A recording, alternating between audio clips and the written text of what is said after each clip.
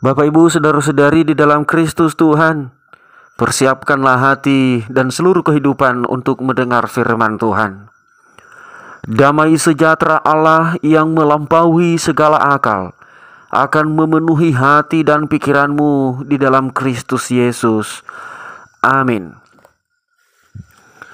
Firman Tuhan yang menjadi perenungan kita dibaca dari surat Markus pasal 13 ayat 24 sampai 32. Begini firman Tuhan. Tetapi pada masa itu, sesudah siksaan itu, matahari akan menjadi gelap dan bulan tidak bercahaya, dan bintang-bintang akan berjatuhan dari langit, dan kuasa-kuasa langit akan goncang. Pada waktu itu orang akan melihat Anak Manusia datang dalam awan-awan dengan segala kekuasaan dan kemuliaannya. Dan pada waktu itu pun ia akan menyuruh keluar malaikat-malaikatnya dan akan mengumpulkan orang-orang pilihannya dari keempat penjuru bumi, dari ujung bumi sampai ke ujung langit. Tariklah pelajaran dari perumpamaan tentang pohon ara. Apabila ranting-rantingnya melembut dan mulai bertunas, kamu tahu bahwa musim panas sudah dekat. Demikian juga jikalau kamu lihat hal-hal itu terjadi, ketahuilah bahwa waktunya sudah dekat, sudah di ambang pintu. Aku berkata kepadamu, sesungguhnya angkatan ini tidak akan berlalu sebelum semuanya itu terjadi. Langit dan bumi akan berlalu, tetapi perkataanku tidak akan berlalu. Tetapi tentang hari atau saat itu tidak seorang pun yang tahu. Malaikat-malaikat di sorga tidak, dan anak pun tidak, hanya Bapa saja. Demikian pembacaan nats firman Tuhan. Saya menyapa saudara-saudara sekalian. Salam. Selamat Advent pertama. Saudara-saudaraku, tema firman Tuhan yang kita renungkan adalah berjaga-jaga dalam menyambut kedatangan Kristus. Pada hari ini atau saat-saat yang kita lalui ini adalah saatnya yang dinamakan Advent. Advent ini sering diistilahkan atau memang istilahnya adalah masa persiapan. Persiapan ini kita lakukan untuk menyambut kedatangan Tuhan kita Yesus Kristus yang kedua kali. Dia datang untuk mengumpulkan semua orang beriman dan memisahkan orang-orang yang tidak beriman. Kalau kita kasih umpama atau contoh, misalnya kita punya tanaman. Kita kasih contoh saja tanaman sayur bayam. Mulai dari awal kita menanam, kita pasti memilih tanah yang subur. Kita harus menyingkirkan dan membuang rumput-rumput. Kemudian kita memilih bibit yang baik. Lalu kita tanam dan kita merawat, kita beri pupuk sampai benar-benar yang kita harapkan. Tanaman bayam kita akan menjadi bayam yang baik dan memuaskan. Sehingga setelah kita tanam dan kita rawat dan kita menantikan hasilnya, hingga tibalah pada saat yang menurut kita tanaman bayam kita sudah layak untuk digunakan. Kita datang ke kebun sayur bayam kita, kemudian kita mulai mengambil, dan disinilah terjadi pemisahan. Tentu saja sayur bayam yang baik, yang batangnya besar, yang daunnya subur, lebar-lebar, dan menghijau, itulah yang kita ambil. Kita cabut pelan-pelan supaya jangan rusak. Kemudian kita ikat, kita kumpulkan, kita taruh di tempat yang baik. kita cuci tanah-tanah lumpur yang ada di akarnya. Kemudian setelah bersih, kita bawa ke rumah, kita bawa pulang. Tetapi sayur bayam kita yang mungkin jelek, yang batangnya kecil, yang daunnya tidak subur, yang agak kekuning-kuningan, bahkan daunnya mungkin keriting, berlubang-lubang, yang menurut kita tidak layak untuk kita pakai, kita gunakan. Pasti kita akan meninggalkan di situ. Walaupun dia ikut tercabut, tetapi kita tidak bawa pulang ke rumah. Kita akan buang. Kita akan rusak, kita patahkan dia, bahkan kita akan buat api di situ, kemudian kita bakar. Bapak Ibu Saudara-saudari, coba kita bayangkan.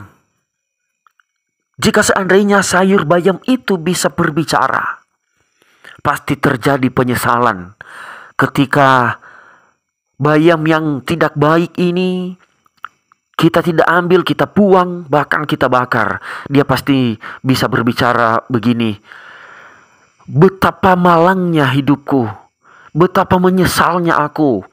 Kenapa semasa aku dirawat, kenapa aku tidak memberi yang baik, kenapa aku tidak menjadi bayam yang baik dan yang subur.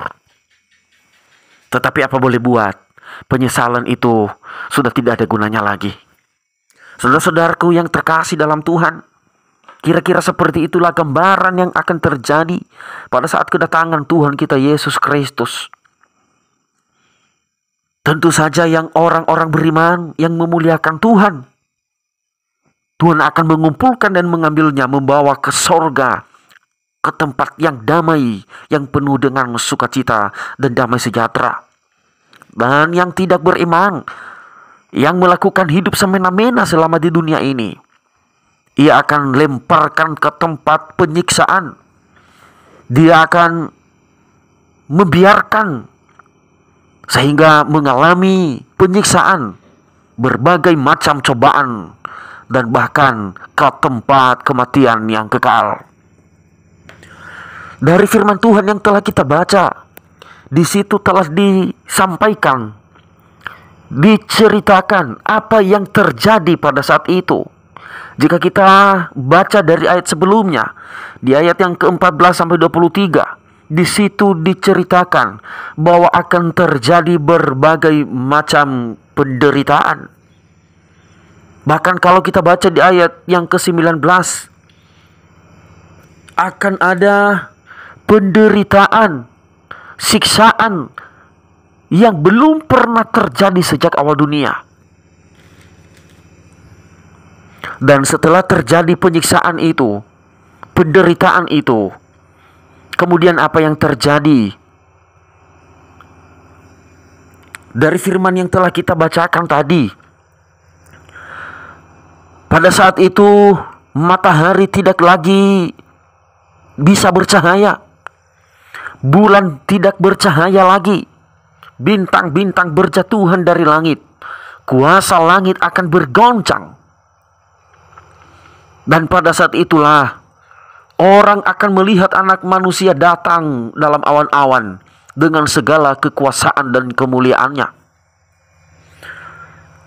Kemudian ketika Yesus datang dalam kemuliaannya, pada waktu itu juga ia menyuruh keluar malaikat-malaikatnya untuk mengumpulkan orang-orang pilihannya, yaitu orang-orang beriman, orang-orang yang berbuat baik, yang memuliakan Tuhan sepanjang hidup di dunia ini. Itulah yang terjadi saudara-saudara dalam Kristus Tuhan. Tuhan kita Yesus Kristus datang hanya untuk mengumpulkan dan mengambil orang-orang pilihannya yang telah ia tetapkan menjadi pengikutnya, yang telah ia pilih sejak dari awal. Siapakah orang-orang pilihannya itu? Mereka adalah orang-orang beriman yang percaya kepada Yesus Kristus, yang selalu berdoa berlutut memuliakan Tuhan, bahwa Yesus itu adalah Allah pencipta langit dan bumi, pencipta kehidupan manusia. Tidak ada Allah lain selain daripada Yesus Kristus. Orang-orang yang percaya itulah pilihan Allah yang dikumpulkan Yesus pada akhirnya untuk dibawa ke sorga, ke tempat yang penuh dengan sukacita dan damai sejahtera. Saudara-saudara yang terkasih, setelah kita melihat apa yang terjadi ketika Kristus datang, itulah sebabnya kita perlu persiapan, perlu berjaga-jaga untuk menyambut kedatangan Kristus itu. Bagaimana cara kita menyambut dan mempersiapkan? Jika kita kasih contoh, ibaratnya kita ada acara pesta pernikahan. Tentu saja saudara-saudara, segala sesuatu yang diperlukan pada pesta pernikahan itu, itulah yang kita persiapkan. Kita akan membeli, kita akan meminjam, kita akan membuat tempat, bahan-bahan makanan, semua kita persiapkan. Sehingga ketika tiba saatnya pesta pernikahan itu, kita hanya siap untuk menggunakannya dan memakainya. Mempersiapkan hati untuk menyambut kedatangan Tuhan itu berkaitan dengan iman kita yang teguh, kepercayaan yang sesungguhnya kepada Yesus Kristus, berkaitan dengan apa saja yang kita lakukan selama hidup di dunia ini, yang diperlukan Tuhan pada masanya, yang diinginkan Tuhan, yang mau didapatkan oleh Tuhan kita Yesus Kristus ketika Ia datang nanti pada akhirnya. Itu yang kita persiapkan. Hal-hal apa kalau kita melihat dalam firman Tuhan beberapa bagian, Yesus pernah mengatakan, "Aku akan memilih kalian dan aku telah mengutus kalian untuk berbuah." Artinya saudara-saudaraku, bahwa persiapan yang kita persiapkan untuk menyambut kedatangan Tuhan itu adalah yang diperlukan oleh Tuhan Yesus, yaitu buah dari kehidupan kita, buah daripada iman. Karena itu nanti yang dibutuhkan Tuhan. Firman Tuhan juga mengatakan di ayat yang lain, "Persembahkanlah tubuhmu sebagai persembahan yang hidup, yang kudus dan yang berkenan kepada Allah." Yang artinya yang perlu kita persiapkan adalah kita mempersembahkan tubuh ini selama kita hidup di dunia ini. Mempersembahkan tubuh ini untuk kemuliaan Tuhan. Kemudian firman Tuhan juga pernah mengatakan, "Engkau adalah garam dunia, kamu adalah terang dunia." Yang artinya saudara-saudara, supaya selama kita hidup di dunia ini, kita menjadi pembawa damai, pembawa sukacita, berdampak baik di dunia ini. Bahkan di tengah-tengah dunia yang kacau, di tengah-tengah dunia yang tidak beriman, yang tidak baik, kita pembawa damai di situ. Kita harus memperbaiki situasi dunia ini untuk menjadi lebih baik. Hal-hal seperti itulah yang perlu kita persiapkan untuk menyambut kedatangan Tuhan kita Yesus Kristus. Karena itu saudara-saudara, untuk mempersiapkan segala sesuatu itu yang namanya berjaga-jaga.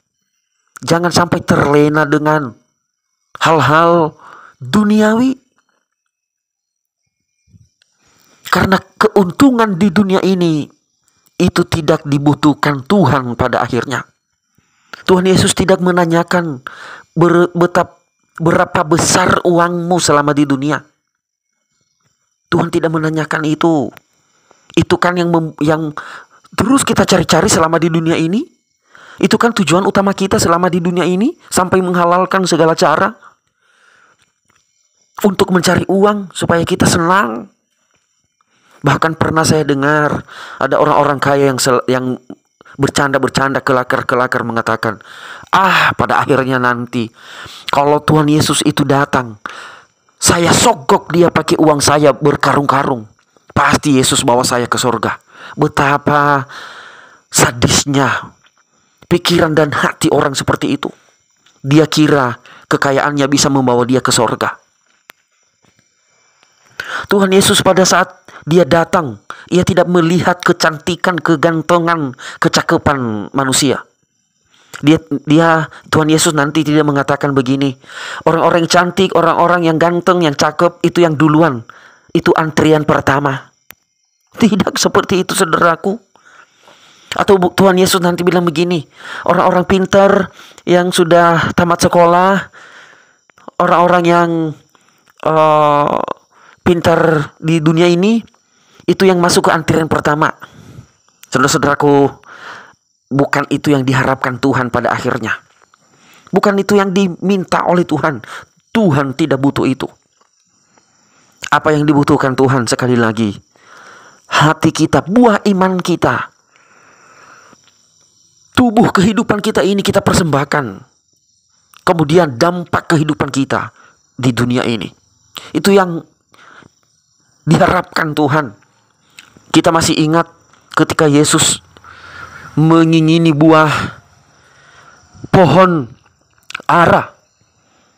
Ketika mereka lewat, dia menginginkan mau makan buah pohon ara itu.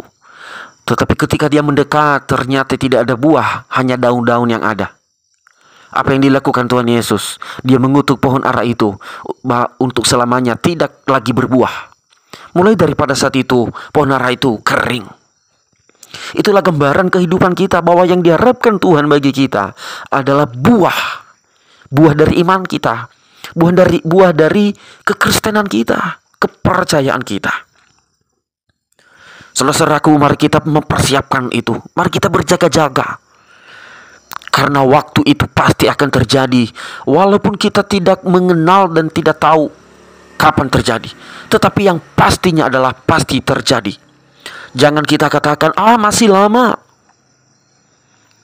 Masih panjang waktunya. Saudara-saudaraku, di ayat yang ke-29 dikatakan, jikalau kamu lihat hal itu terjadi, ketahuilah bahwa waktunya sudah dekat, sudah di ambang pintu. Dari firman Tuhan memperingati kita bahwa kedatangan Tuhan itu sudah dekat, bahkan dikatakan sudah di ambang pintu. Sebab itu, saudara-saudaraku, kita jangan terlena dan terhanyut dengan situasi yang ada di dunia ini. Mari kita terus mempersiapkan hati, mempersiapkan hidup kita. Persiapkanlah yang terbaik. Persembahkanlah hidup kepada Tuhan. Jangan terlena dengan hal-hal dunia untuk mencari keuntungan dunia. Tetapi persiapkanlah apa yang lebih penting. Persiapkanlah apa yang benar-benar dibutuhkan oleh Tuhan. Sehingga nanti pada saatnya ketika Tuhan itu datang, Dia datang untuk mengumpulkan orang-orang pilihannya. Kita sudah siap sedia. Kita sudah tahu cara menerimanya. Sehingga sungguh-sungguh dan benar-benar kita dibawa ke dalam surganya, ke tempat orang beriman, ke tempat yang telah Ia sediakan bagi setiap orang yang percaya kepadanya. Terpujilah nama Tuhan. Selamat mempersiapkan hati, mempersiapkan hidup, menyambut kedatangan Kristus. Kita berdoa. Allah kami yang kasih, kami bersyukur firman-Mu yang kami dengar, dan kami akan melakukan dan setia untuk melakukan segala kehendak-Mu. Karena kedatangan-Mu sudah dekat, dan kami akan mempersiapkan hati kami, kehidupan kami yang Engkau mau bagi kami. Sehingga ketika Engkau datang, Engkau mendapatkan kami yang terbaik. Engkau mendapatkan kami yang beriman, yang berbuah. Sehingga kami Engkau kumpulkan ke tempat yang telah Engkau sediakan bagi kami. Dalam nama Tuhan kami Yesus Kristus kami telah berdoa. Amin.